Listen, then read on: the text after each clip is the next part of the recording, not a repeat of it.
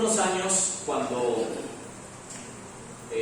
ya estaba iniciando el ministerio pastoral, un hombre se me acercó y me hizo una pregunta a la que no pude responder, diría que con la misma capacidad con que lo hubiese podido hacer en el día de hoy, puesto que no tenía tal vez la misma madurez o la misma capacidad de conocimiento que el que he ido adquiriendo hasta el día de hoy. No digo con esto que me las sé todas, ojo, pero digo que en aquel momento la respuesta que yo le di a aquel hombre no fue tan convincente para lo que él esperaba o según lo que él consideraba escuchar. Présteme por favor atención porque ahí voy a entrar en un tema muy, pero muy polémico. Así que este hombre me hizo la pregunta: pastor, ¿por qué en el Antiguo Testamento Dios mandaba destruir pueblos enteros? Y dentro de esos pueblos enteros morían niños, inocentes, adolescentes, mujeres, ancianos. La pregunta en el momento me impactó, porque yo no tenía una respuesta. Yo no me las sé todas, aclaro.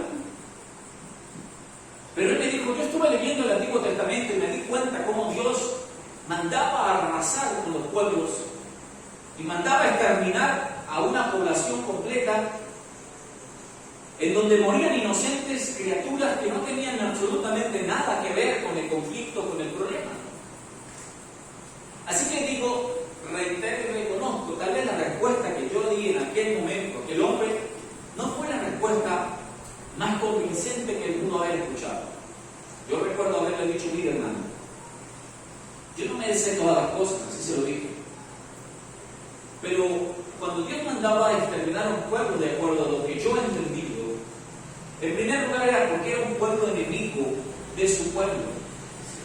Y este continuamente se levantaba para destruir al pueblo de Dios. Y el problema era el siguiente: si Dios decía solo maten los adultos y dejen los niños iban a crecer con la raíz del deseo de venganza en su corazón. Y el conflicto nunca tendría fin, nunca se acabaría. Entonces, por esa razón yo considero que Dios, siendo un Dios justo, a aquellos niños inocentes les otorgó la salvación, puesto que pese a que eran hijos de gente perversa, de gente mala, puesto que eran hijos de gente que hacía lo malo delante de Dios, eran inocentes criaturas ajenas al pecado de sus padres. Así que yo suelo interpretar en mi punto de vista, puedo estar equivocado, lo asumo, puedo estar equivocado, puedo que no, pero yo creo que Dios a aquellos pequeñitos, a aquellos pequeños les dio la salvación. No obstante, fue la respuesta que yo le di a aquel hombre en aquel momento.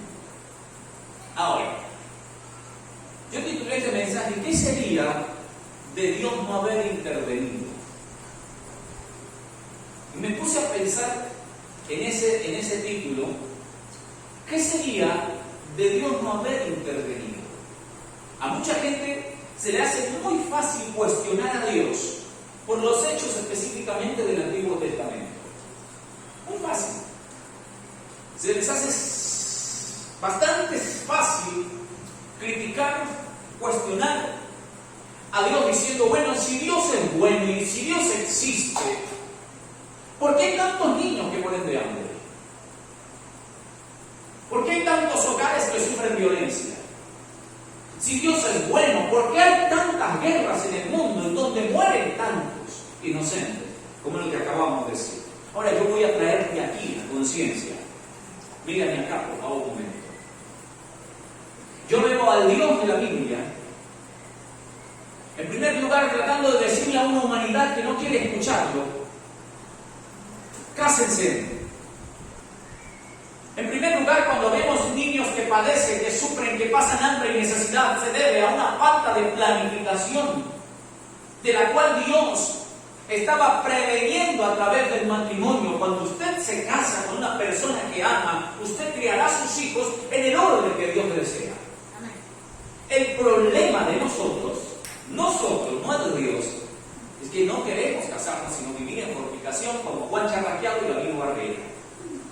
queremos ser picaflor, pajaritos alegres. Calentamos el oído aquí, calentamos el oído allá, dejamos un retoñito aquí, dejamos un retoñito allá, y luego decimos, ¿por qué si Dios es bueno permite que haya niños sufriendo de hambre? Por culpa tuya, inconsciente e ignorante, que deberías de arrepentirte por estar dejando hijos regados que no son de Dios, que son tuyos, sin vergüenza. Porque no te amarra los pantalones en el puesto para decir, yo tengo que ser un hombre responsable, voy a criar a los hijos que yo engendré. A ti también, a la mujer que nos puede escuchar. Y esto puede sonar duro, confrontativo, pero es la verdad. Entonces no trates de culpar a Dios por tus errores, por tu falta de atención al consejo que proviene de Él para darle dirección a nuestra vida, para darle sentido a nuestra vida. ¿Por qué existen las guerras, pastor? Porque hay generales, hay presidentes que en vez de que Cristo sea el centro de su corazón, el diablo es el que los está guiando. ¿Y qué hizo el diablo? ¿Qué hace el diablo? ¿Qué dijo Jesús en Juan capítulo 10, versículo 10? Porque el ladrón vino para matar, robar. El diablo no vino para decir, ay, voy a llevarle una caja de chocolates y un ramo de flores a mi hermana Teresa. No. Voy a visitar al hermano José a ver cómo siguió. Y va el Sata a visitar de buena manera. No, Sata no visita a nadie de buena manera. Entonces, el problema no está en Dios. El problema no está en que nosotros levantemos nuestro dedo señalador contra Dios. Porque el problema aquí no radica en Dios, radica en nosotros que no nos dejamos conducir y guiar por Dios. Por esa razón, nos encontramos algo muy importante que dice la Biblia, hablando de una ciudad antigua. En el Antiguo Testamento nos encontramos una ciudad muy conocida, Sodoma y Gomorra. ¿Recuerdan? Y muchos dicen, bueno, ¿por qué Dios destruyó Sodoma y Gomorra con fuego? ¿Por qué Dios consumió toda esa gente? Pues vaya conmigo a su Biblia, Génesis capítulo 13, versículo 13. Yo le voy a leer aquí para que usted vaya buscando mientras tanto. Pero, ¿por qué razón? Génesis 13, rápido, los bíblicos. Que se escuchen las hojas de las páginas pasando, rapidito, buscando el versículo bíblico. Para que vean que no vamos a hablar fuera del contexto de la palabra. Muy bien. Entonces, ¿por qué razón? Vamos a Génesis 13. Según la Reina Valera dice, mas los hombres de Sodoma eran malos y pecadores contra Jehová en gran. O sea, eran pecadores contra quién? Contra Jehová. Una cosa es que usted peque contra mí. Una cosa es que pequemos contra el prójimo. Pero otra cosa es que pequemos contra Dios. Ahí está el problema. La Nueva Traducción Viviente dice así: los habitantes de esta región eran sumamente perversos y no dejaban de pecar contra el Señor. O sea, la Nueva Traducción Viviente dice que eran sumamente perversos. Entonces, cuando uno mira, dice, esta gente eran malos, eran pecadores.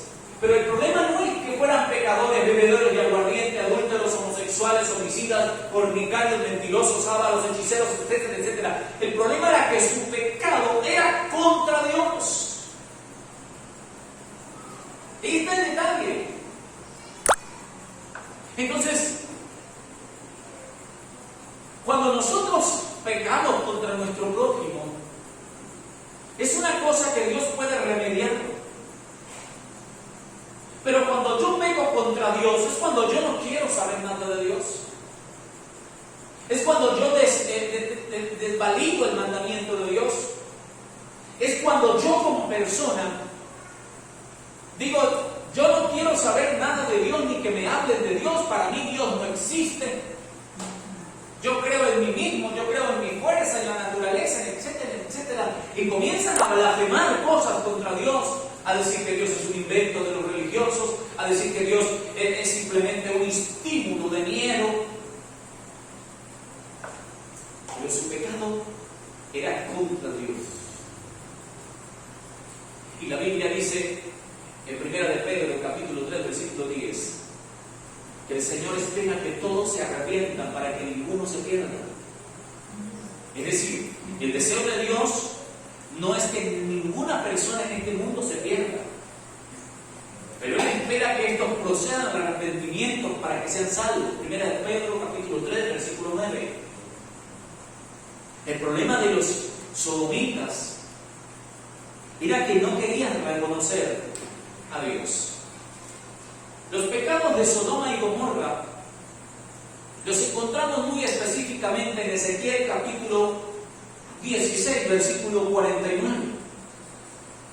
Voy a leer en la traducción en la nueva traducción viviente.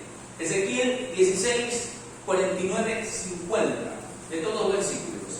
Los pecados de Sodoma eran el orgullo, escúcheme por favor, la glotonería y la pereza. Mientras que afuera sufrían los pobres y los necesitados.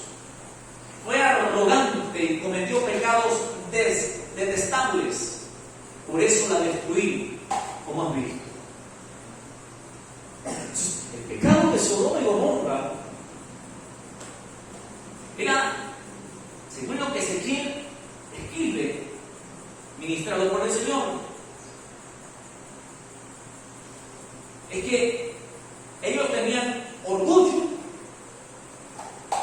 glotonería y pereza. Ahora, ¿usted ha intentado aconsejar a una persona orgullosa? ¿Ha intentado hacerlo? ¿Ha intentado tratar de hacer razonar a una persona que es orgullosa? Esa que siempre pone cara de cuero estirado así y se va por donde le dio la gana, por donde primero se le antoja, porque es orgulloso y dice: no escucho razones, no me importa lo que diga nadie. Así eran los sodomitas. No estaban dispuestos a escuchar razones, no estaban dispuestos a considerar el punto de vista de Dios. Y lo terrible era que, aparte de la glotonería, de la vagancia, de ser parásitos, la pereza que estaba en ellos, las mentiras, mientras ellos vivían de esta manera afuera de la ciudad, sufrían los pobres, los necesitados. Porque ¿saben algo? Estudiando acerca de esta ciudad, relata el mismo libro de Génesis que Sodoma y Gomorra eran ciudades muy fructíferas, eran muy prósperas, eran ciudades que producían muchísimo, o sea, había mucho movimiento de dinero. Por esa razón Lot decidió irse hacia esas ciudades. Sin embargo, a pesar de que tenían abundancia, había gente afuera de ellas con necesidad, que padecían hambre, que padecían frío, y sin embargo, estos no se compadecían de la necesidad de aquellos. Sin embargo, estos eran incondolentes, eran incompasibles contra la necesidad humana. Entonces, querido hermano, vamos a avanzar un poquito más adelante. Al parecer, algunos creen que Dios los destruyó sin apercibirlos. Es decir, un día Dios se paró mal geniado y dijo: voy a destruir esta ciudad detestable que era detesto, por cierto. No. Hay un registro bíblico que lo encontramos específicamente en Génesis capítulo 19, versículo 5. Génesis capítulo 19, versículo 5. Donde registra la Escritura que llegaron unos ángeles de Dios a la ciudad, específicamente a la casa de Lot. Présteme por favor atención para que pueda entender algo que quiero llevarlo.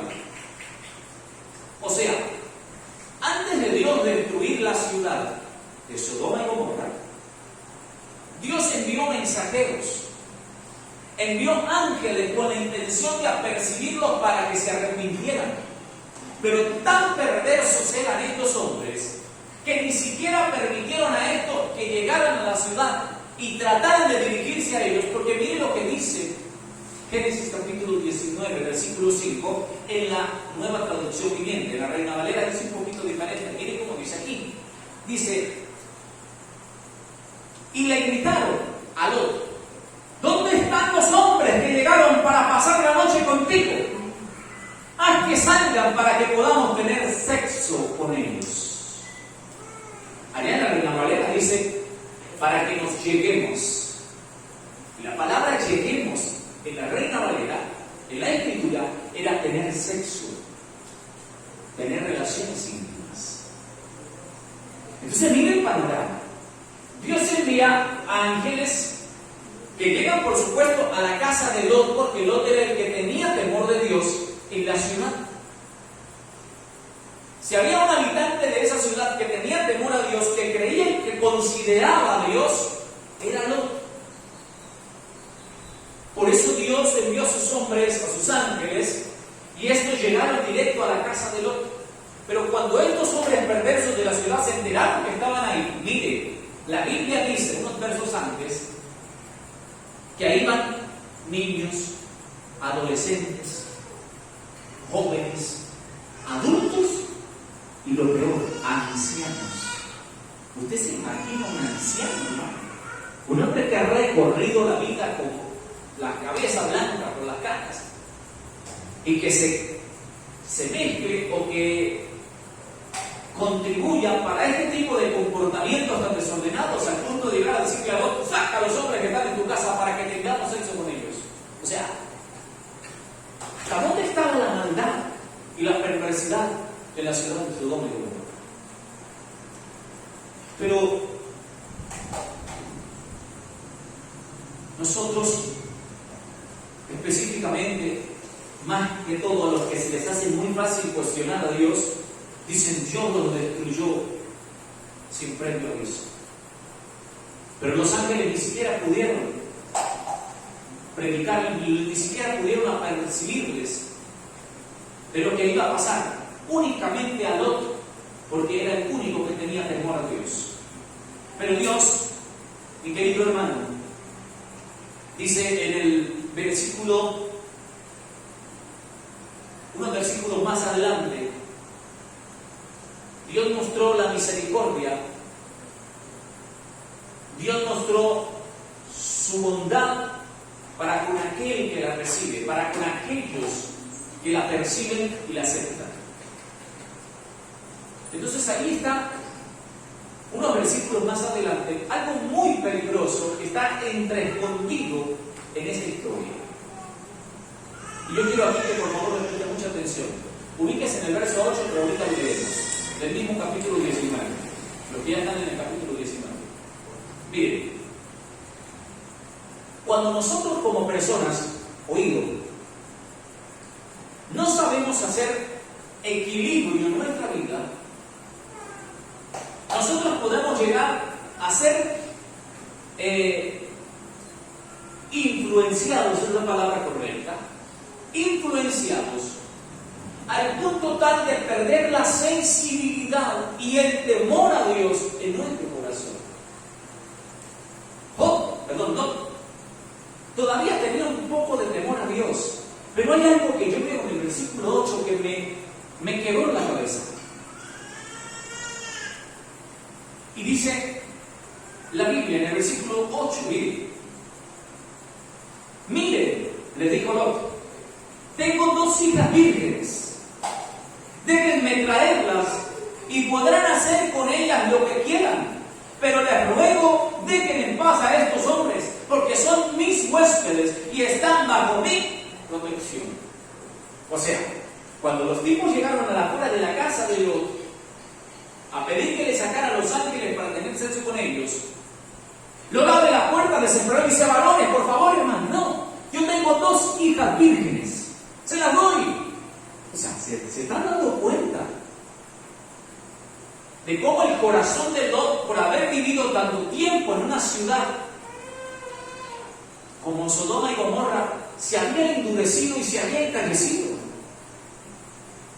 ¿Qué padre tiene un corazón para decir: yo les doy a mis 2 hijas vírgenes, viólenlas, hagan con ellas desastres, lo que ustedes quieran, ¿Usted lo haría, hermano? ¿Entregaría usted a una de sus hijas vírgenes? ¿O a uno de sus hijos? Yo no estoy tratando de juzgar a Lot, pero lo que sí estoy tratando de que usted comprenda es que a Lot se le había endurecido el corazón y se le había encallecido el alma de tanto pecado y de tanta porquería que todos los días sus ojos veían. Entonces, yo continuamente digo que porque nosotros nos relacionemos con los inconversos, no nos vamos a contaminar. Pero digo, el Señor le dice a Jeremías que ellos se conviertan a ti, pero que tú no te conviertas a ellos. Y ahí está la diferencia, ¿no? Yo veo que muchos de nuestros jóvenes, muchas de las personas están luchando con esto y no lo han comprendido de esta manera. Mi querido hermano, un muy conocido refrán dice: el que se junta con lobos aullará frente.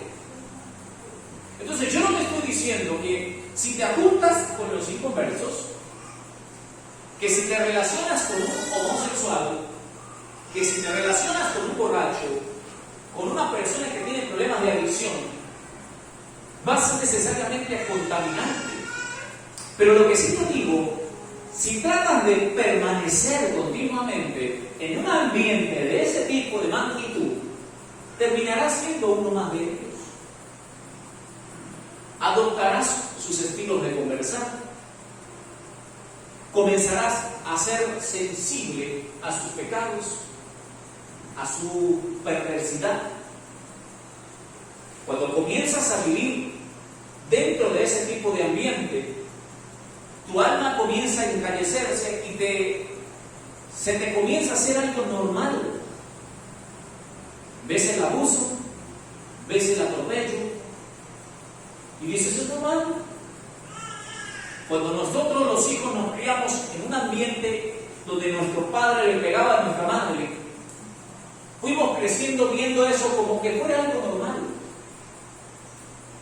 Y cuando papá le pega a mamá, entonces el hijo dice: es normal, papá siempre lo hace.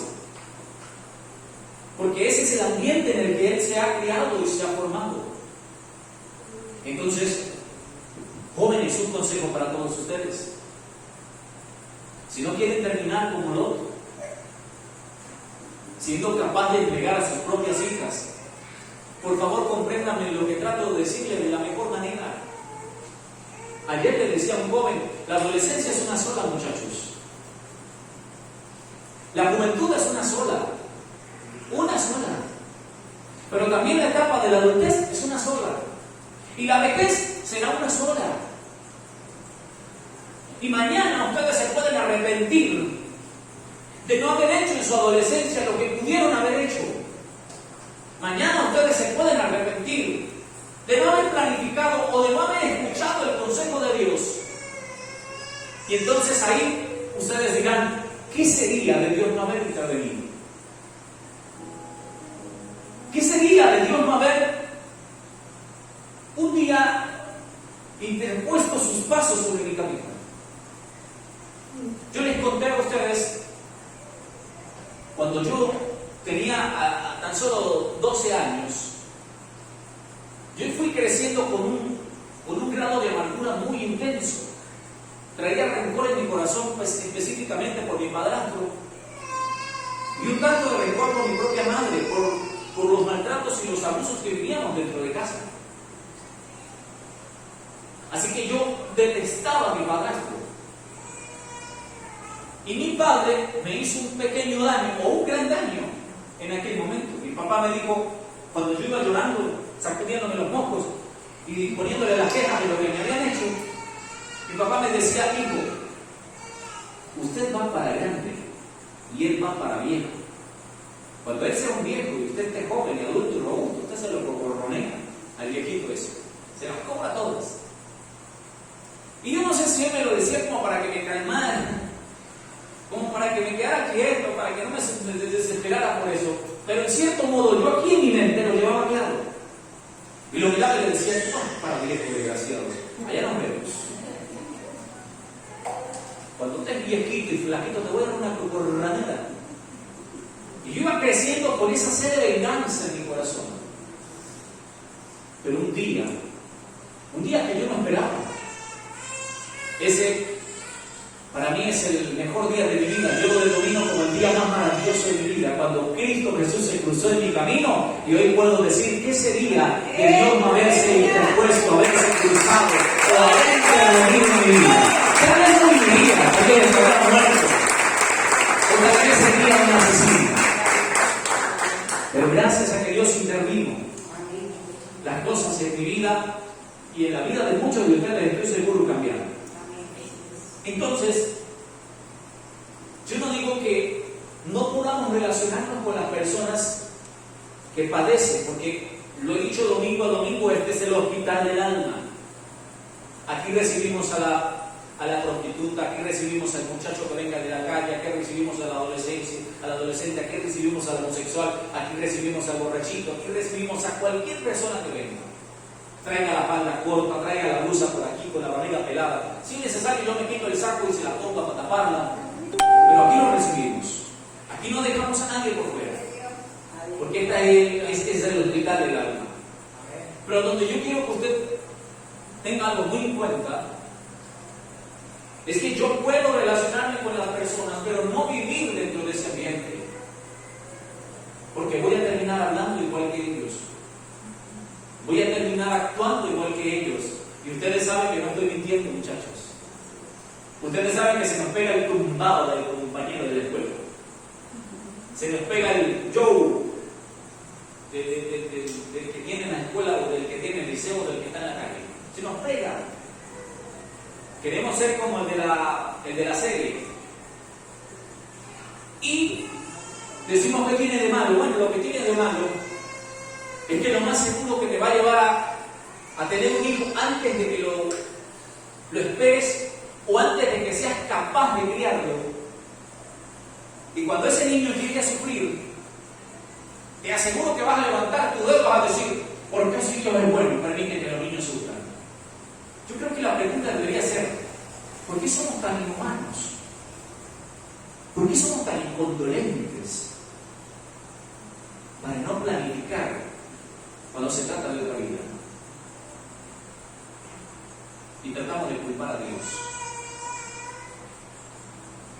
Dios no le dice a los generales, a los presidentes, a los comandantes de los ejércitos: envíen misiles, tanques de guerra, destrúyanse entre ustedes. No, eso lo dice el diablo. Pero claro, se les ha encañecido tanto el alma que dicen: si tenemos dominio y poder, lo podemos controlar todo. Si tenemos un arma, estamos a la autoridad del mando de todos. Pero cuando nosotros seguimos avanzando, nos vamos a encontrar dos extremos muy peligrosos, desde los cuales podemos ver a Dios, o desde los cuales podemos analizar el carácter de Dios. ¿Sí? Hay dos extremos. En primer lugar, hay un extremo muy peligroso que dice y siempre afirma: Dios es fuego consumidor. Lo han escuchado, ¿verdad? Y entonces, cuando hablan de Dios, hablan de un Dios que todo el tiempo está enojado. Hablan de un Dios que todo el tiempo tiene mal genio. Hablan de un Dios vengativo, condenador. Y entonces citan hechos como lo de Sodoma y Gomorra. Dicen: hermanos, no pequen porque Dios lo desecha como desechó a Saúl. Y una cosa es lo que pasó con Saúl y otra cosa es lo que puede pasar con nosotros. Entonces, cuando yo estaba dando mis primeros pasos y yo escuché eso, dije: Señor. Y yo recuerdo cuando me digan de caminar, yo dije: estoy fregado, estoy listo, ya me voy al infierno, porque ya Dios me desechó, ya pequé. Y es imposible que una persona en este mundo no vaya a pecar. Pero una cosa es lo que pasó con Saúl y otra cosa es lo que va a pasar contigo y conmigo en relación a Dios. Entonces, quienes están en este extremo de decir que Dios es muy malhumorado, que Dios es muy condenador, que Dios es demasiado exigente, Entonces siempre van a citar historias como estas. Y siempre van a decir, y vino el fuego de Jehová y los consumió. Aleluya, alabado sea Dios. Y se alegran porque Dios mató unos cuantos. Se gozan porque Dios destruyó unos miles. Pero la verdad es que esto es un extremo muy peligroso para ver el carácter de Dios. El otro extremo muy peligroso que podemos encontrarnos es el extremo que dice que Dios es puro amor. ¿Lo han escuchado? Dios es puro amor, pastor. Y entonces empezamos a pensar que Dios es igual que nosotros. Y a veces yo me he valido de ejemplos cuando hablo de los padres en relación a los hijos, pero hablo en relación de cuando se trata del amor que Dios siente por nosotros, ¿no? Y yo digo, porque lo he visto. Mi mamá tuvo 10 hijos. No todos fuimos iguales, unos fuimos más rebeldes, otros no. Pero a todos nos amamos por igual. Y lo más irónico de la vida es que muchas veces llegó a amar más al rebelde que al que era un poquito más ordenado. Eso lo vemos en los padres. Usted mira a las madres, aman más al bueno para nada que al que se está proyectando, que al que se está preparando. Ama más al que llega con las notas en la cabeza, raspa 10 o 8 materias, que al que llega con 20 en el boletín de estudio. Y usted dice, ¿qué es eso, pastor? Entonces, a veces decimos, no, Dios es así. No, pero Dios ama tu vida. Escúcheme, Dios te ama a ti, pero aborrece lo que tú decidiste ser. ¿Se entendió? Es decir, Dios ama al pecador. Dios ama al pecador, pero aborrece. Entonces, un extremo muy peligroso que podemos encontrarnos es decir que Dios es puro amor. Es decir, que Dios no demanda responsabilidad de nosotros. Es decir, que Dios no exige nada de nosotros y que nada de lo que usted haga desagrada a Dios. Ni cómo usted vive, ni cómo usted se viste, ni cómo usted se comporta, ni cómo usted trata al pobre, a la viuda, al huérfano, al necesitado, ni como ustedes en sus negocios, ni como ustedes con su familia. Dios no mira nada de eso. El Señor lo único que mira es su corazón, tranquilo. Él no mira lo demás. Dios está medio ciego. Entonces, ¿verdad? Porque solo ve el corazón, solo le alcanza la vista al Señor. Ya está muy viejito, pobrecito, ya está viejito y ciego. Apenas alcanza a ver el corazón así como no ve demás. Lo demás no lo ven. Entonces, para mí es un extremo muy peligroso. Y el cristiano tiene que tener equilibrio. Entonces, Dios no es que sea el obstinado Dios del Antiguo Testamento que mata a su pueblo y desecha a los que pecan. Pero tampoco es el Dios que te aplaude todas tus malcriadeces y tus sinvergüenzuras. No lo es. Porque bien, si a usted le parece que su hijo hace pataletas, que su hijo pide cualquier antojo y usted se lo da porque usted es un padre sin vergüenza, que no lo ama, por cierto, pues ese es su problema. Pero ¿de qué se agarra o de qué se basa usted para decir que Dios es igual? Por ejemplo, el que ama a su hijo, el que lo ama, lo va a disciplinar, le va a inculcar responsabilidades y le va a reprender cuando las cosas que esté haciendo no estén correctas, pese a que lo ama. Y pese a que la mamá diga, ay, es muy chiquitito, y tiene que levantar la cara así, a ver los cachetotes, arriba, es muy chiquitito. Tiene 1,45 de alto. Pese a eso. Entonces, si usted solo quiere a su hijo, que es el mal término usado, yo amo a mi hijo, algunos dicen esto y le dan el iPad, le dan un cuarto para ellos solos, los dejan pasar el día entero encerrados bajo los efectos de una pantalla del celular. No sabe qué mira, no sabe con quién habla. Su mundo es Netflix. Estoy todo el día metido bajo los efectos de la tecnología. Y solo la mami dice: chimuelo, venga a almorzar, mi amor. Y ahí sale la niña: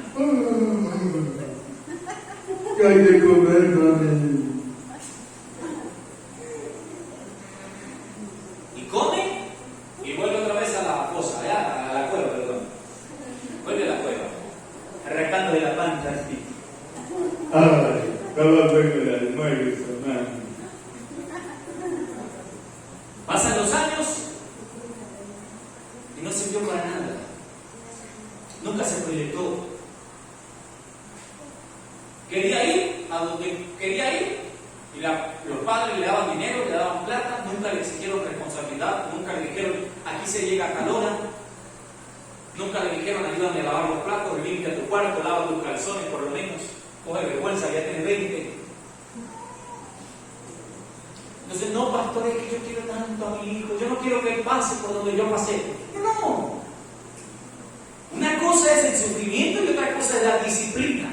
Entonces, cuando yo veo los dos puntos de vista peligrosos, de los cuales le acabo de mencionar, yo quiero que vayamos a un punto central que la Biblia nos da, un equilibrio. Hebreos capítulo 12, versículo 5 al versículo 8. Vaya conmigo a su Biblia, por favor. Hebreos capítulo 5, capítulo 12, versículo 5 al versículo 8.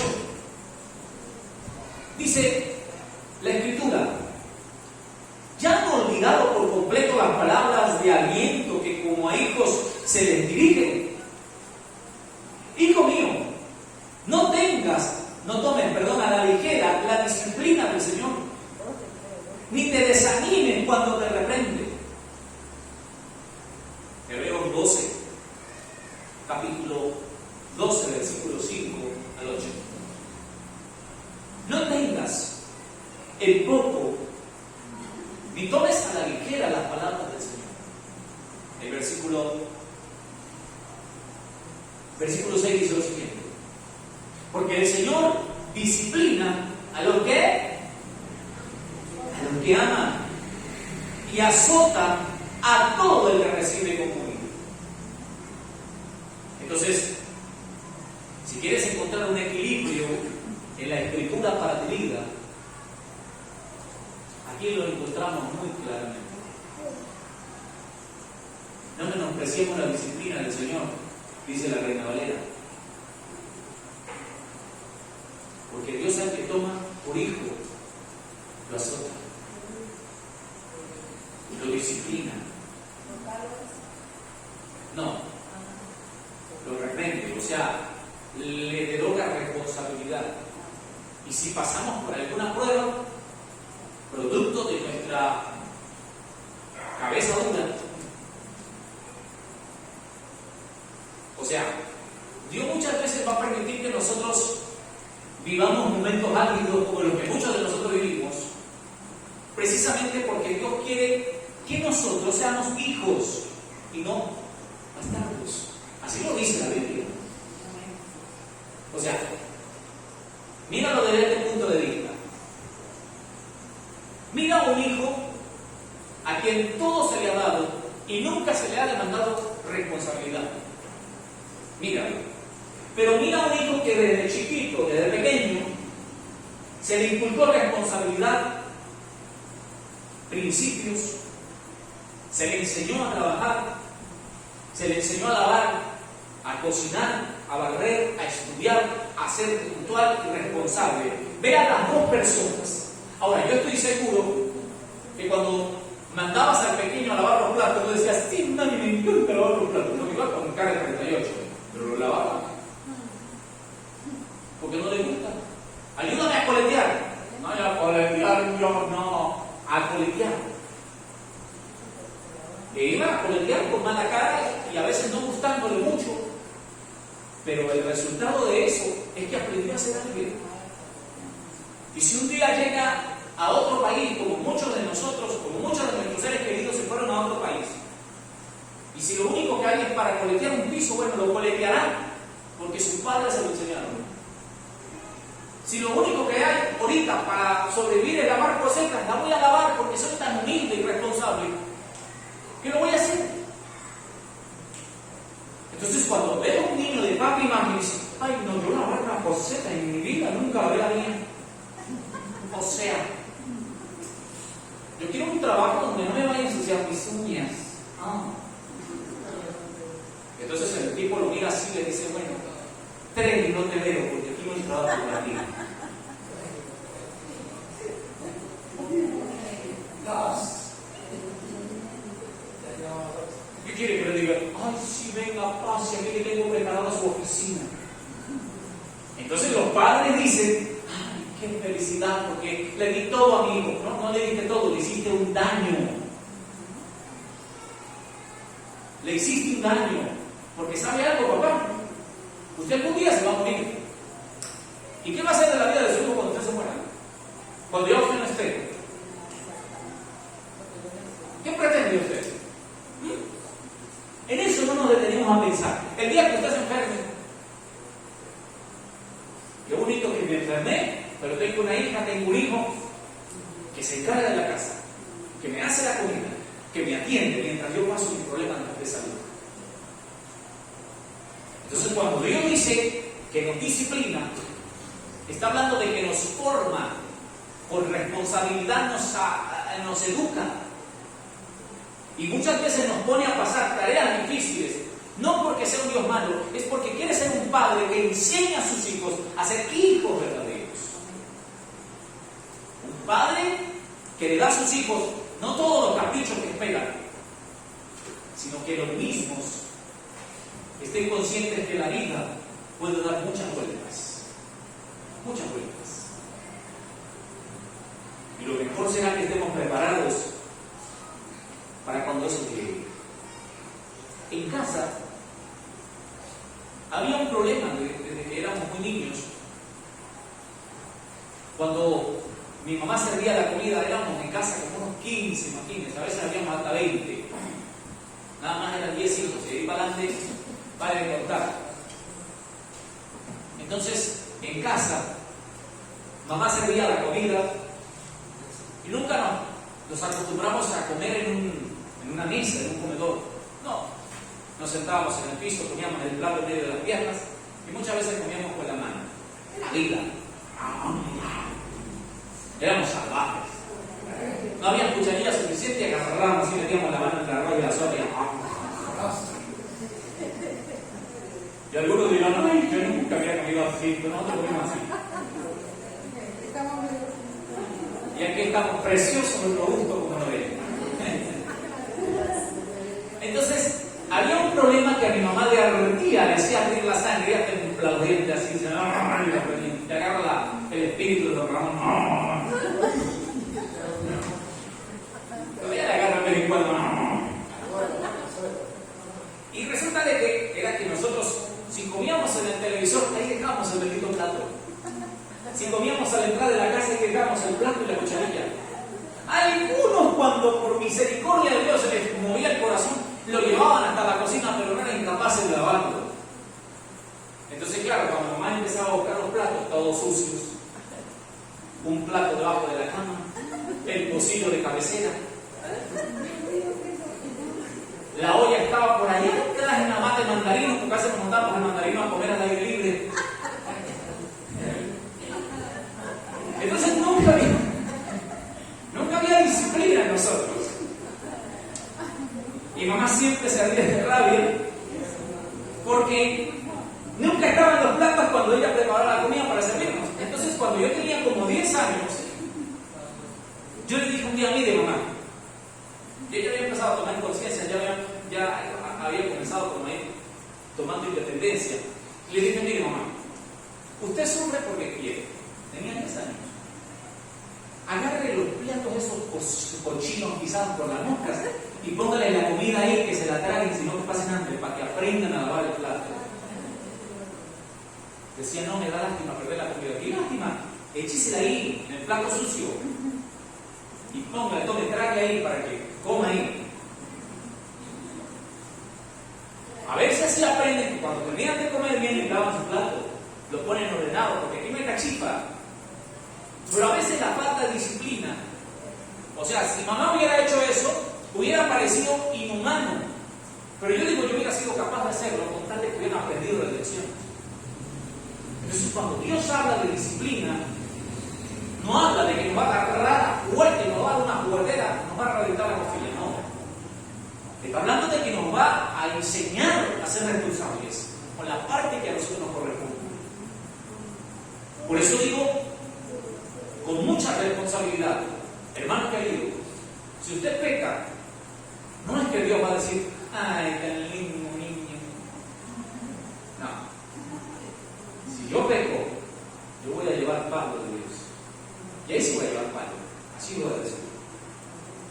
Palo. Porque si usted, cuando su hijo llega a las 12 de la noche bajo los efectos del alcohol y dice, ¿qué hay de nuevo, viejo? ¿Cómo toda la cosa? Y usted dice, ay, papito, me tenías preocupado, gracias a Dios que llegaste, venga, pase, coma, siéntese. Lo bueno y importante es que ya llegó. Y dice, ay, no, pues puedo seguir llegando borracho y hasta las 3 de la mañana, que papá no me va a decir nada. Pero cuando llega así, dice, ¿qué duda de viejo? Tú lo agarras aquí por la noche. Aquí no hay ningún viejo, yo soy tu papá, no lo respetas. Y si puedes arrancas la camisa así, lo tiras al paño de una parada y lo metes y abres la chorrera y le restregas el jabón así, a ver para bañarte porque ya que vienes bien cochino y sucio. Y luego lo llevas para la cama y te acuestas a dormir sin cenar porque aquí no hay comida para ti. Y mañana hablamos cuando se te pasa la borrachera ahí. ¿Usted cree que le van a quedar ganas de volver a llegar? Borracho de las 3 de la mañana. Ay, pastor, yo no soy capaz de hacer eso. Pues ustedes son sinvergüenza, pero Dios no es así, hermano. Si usted es capaz de hacerlo, bueno, usted, no diga que yo de igual.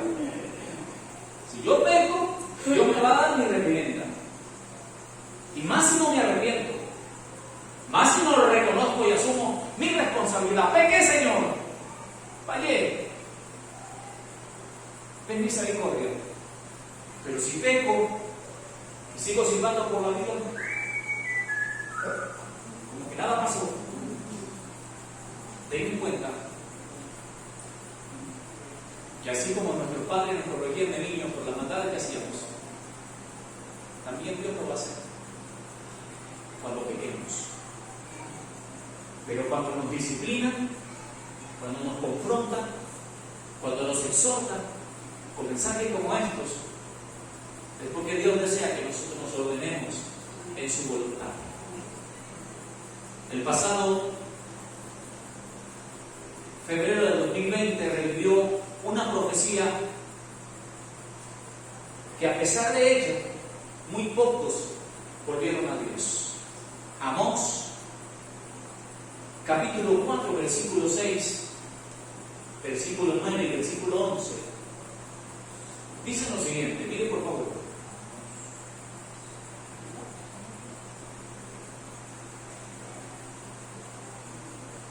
Os hice estar a diente limpio. Amós capítulo 4, versículo 6. Os hice estar a diente limpio. En todas vuestras ciudades hubo falta de pan, en todos vuestros pueblos. Mas no os volvisteis a mí, dice Jehová. Os herí con viento solano y con oruga, dice el verso 9. La langosta devoró vuestros muchos huertos y vuestras viñas, vuestras higueras y vuestros olivares, pero no os volvisteis a mí, dice Jehová. Verso 11. Os trastorné como cuando Dios trastornó a Sodoma y Gomorra, y fuisteis como tizón escapando del fuego, mas no os volvisteis a mí, dice Jehová. ¿Se les hace familiar la profecía? Os hice estar a diente pelado en todas las ciudades. Por eso digo, en febrero de 2020 revivimos cuando inició la pandemia. Muchos estuvieron a diente pelado. Hubo hambre en muchas ciudades. Hubo mortandad. ¿Y saben qué? Yo estoy completamente convencido que Dios no necesita ni un juez ni un abogado de defensor. Y yo no voy a defender a Dios en esta mañana, no. No voy a tratar de decirles, hermano, entiendan al Señor, usted sabe, no. Literalmente Él dice, yo los hice estar al vientre pelado, para ver si ustedes se volvieran a mí, pero no lo hicieron. El amor de Dios es tan grande por nosotros que muchas veces hará que Dios nos quite los beneficios, nos corte los servicios, para que usted reflexione, levante su cabeza y vuelva a Dios. Y gracias a Dios, gracias a esa cárcel, usted volvió, muchos volvieron. Gracias a esa enfermedad que casi te mata, por poquito te mata, cuando estabas así a punto de morir, dijiste, Señor, sálvame, y te volviste a reencontrar con tu Creador. Te sanó el Señor, te levantaste, volviste al Señor. Gracias a esa crisis económica, gracias a esos meses donde no había nada para comer, nada en tu alacena, doblaste tus rodillas y dijiste, Señor, tú eres mi última y mi única esperanza. Y de repente tocó a alguien a la puerta y le dijo, toca, reciba esta bolsita de comida. Su corazón se quebró y usted dijo, gracias, Señor, me escuchaste. Y volví a mí. Y entonces, ahí la crisis tomó sentido. Gracias a ese problema matrimonial que se presentó, me consta, hoy hay esposos que volvieron a los pies del Señor. Y dijeron, Señor, yo no quiero perder a mi esposa, tampoco quiero perder a mis hijos. Y desde entonces se reconciliaron con Dios. Y allí están ahí. Gracias a ese desvío que no esperábamos, gracias a esa pérdida de ese familiar. Cuando yo perdí a mi padre, yo dije, tengo que refugiarme en Dios, porque necesito un padre. Cuando mi padre desapareció físicamente, yo acudí al Padre Celestial y le dije, Señor, sabes que no puedo vivir sin un padre, y qué mejor que tú para que seas el mío a partir de ahora. Y entonces conocí al Señor, lo reconocí y volví a Él, porque estaba lejos. Pero a veces se nos hace tan fácil levantar la mano y decir, ¿por qué Dios puso escasez en mi casa? ¿Y por qué Dios permitió que tuviera ese accidente?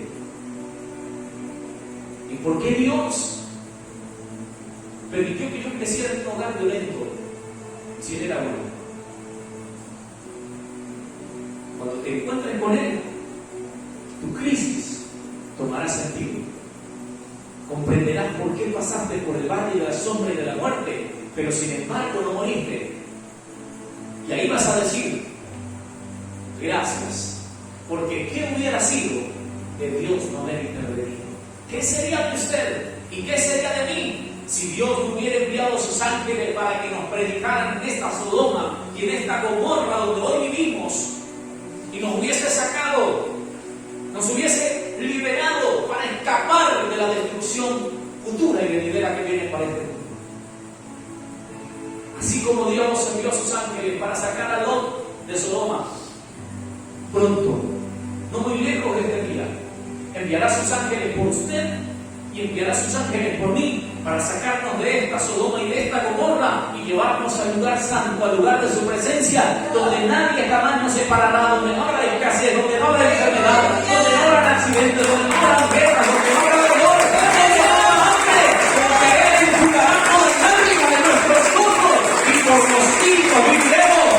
Por Él vamos, que hay que creer que Dios amó, sean buenos al Señor de señores y decimos, Padre, gracias. Porque nuestras crisis toman sentido cuando tú estás en la ecuación de ellas. Gracias, Señor, por esa crisis que viví.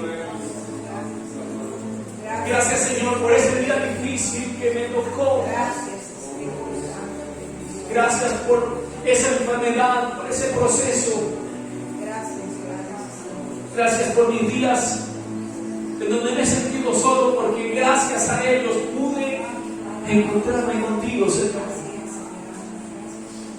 Por eso hoy le digo a todos los que están aquí y a los que nos verán en las pantallas: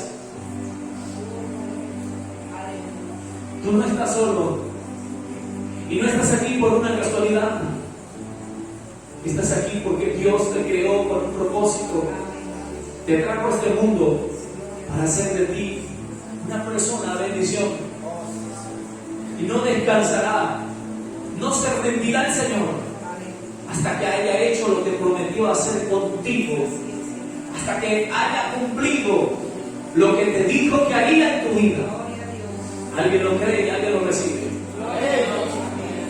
Por eso hoy decimos: ¿y qué sería de Dios no haber intervenido? ¿Qué sería de Dios no haberse cruzado en mi camino? De Dios no haberme sacado de ese mundo de pecado, de esa esclavitud donde me encontraba. ¿Alguien puede cerrar sus ojos, por favor? ¿Alguien puede abrir sus brazos y decir: Señor, gracias?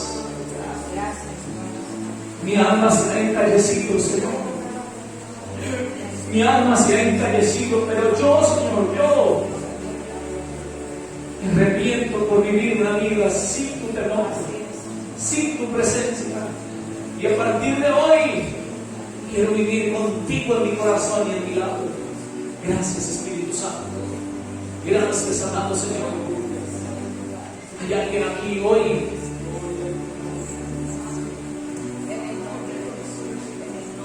Hay alguien aquí hoy a quien Dios quiere darle un abrazo.